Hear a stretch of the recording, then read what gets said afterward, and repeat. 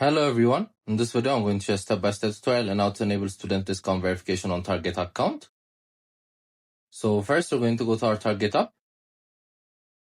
You guys can find it in the App Store, Play Store. Then once you guys are here, going to click on My Target, found at the lower right corner. Then here we're going to click on Settings, found at the top right corner of the app. Then once you guys are here, under Discount Verification, there is an option that says Student, so we're going to click on it.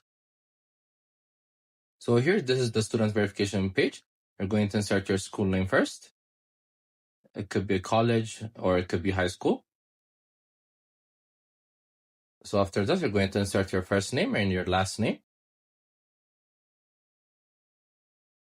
If you guys don't find your school name, you guys could select unlisted. Then you guys are going to insert your birthday.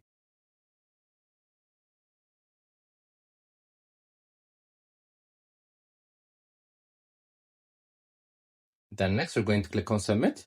So they're going to process this application. Then they're going to let you know.